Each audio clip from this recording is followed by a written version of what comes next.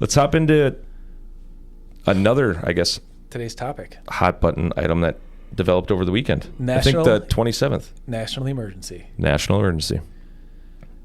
Roll with it. Due to the issuance of non-domiciled CDLs and CLPs. And CLPs are commercial learning permits. So there is federal regulation on how you are supposed to issue a CDL. Some Both states... For citizens and non-domiciled citizens, right? Correct. Okay. Some states are not following those rules. They are following their own rules. Let me guess. California. California is a major offender. So what Sean Duffy, the Secretary of Transportation, just issued was a national emergency stating, look, you need to meet these criteria and follow our regulations or we are going to cut your funding for highway construction. And we're going, yeah. So we're going to get into some of that. Yeah. I mean, go for it. Knowing what I know, and I'm not super versed in this, Which is not much. Right. Which I just said. And quite honestly, it's not something that up until the last year, I never even thought was an issue because I'm like, it's, you go to the DMV, you have to pass your test, you have to go to school now, that all changed. And then every couple of years, you need your medical card if you're going to leave the state, and you need to follow these things, and you have your CDL, right? Seems pretty cut and dry. Right, but what was happening was these non-domiciled drivers would go to get their CDL. Yep. And they would present their work visa. Yeah. Well, that's not going to be acceptable anymore. Let's say they were issued a CDL, right? Right. Well, in California, they were issuing them up to 4 years beyond the date that their visa expired. So you could have your work visa expire today, and these people were still driving for 4 more years legally. This is a bigger problem, though. It's a huge, it's irresponsible. They're not supposed to be working, but they're driving illegally. Right, and here illegally. Mm-hmm. If that's the case. Mm-hmm. That is a bigger portion of the issue, or not taking the proper channels. But I don't understand, how does it even get to that point where a state's like, I'm going to make my own rules? Well, think about it. If my CDL is going to expire, I'm going to go in and get it renewed. Right now, I don't think I even need to present anything. For your CDL, you're Fed Med. But not if I'm an intrastate driver. I don't think I have to do anything. Yeah, probably not. You probably can do it online. Right. So now, I don't think you can do it no, you still have to take a vision test to renew your license and stuff.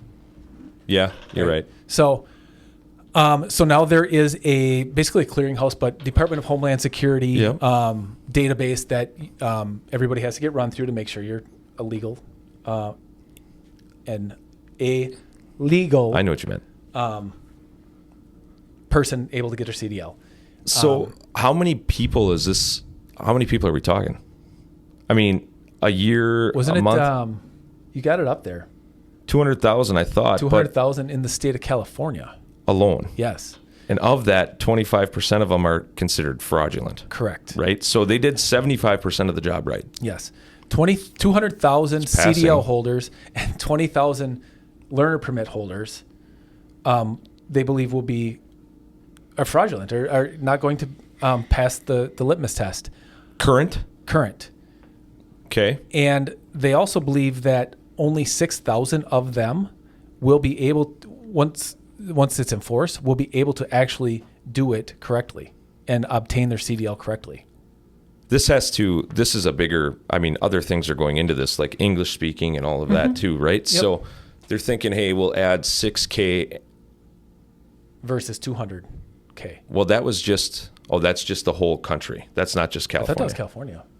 So then there's other states too. Mm-hmm. So it could be more drivers than 6K. Okay. Yep.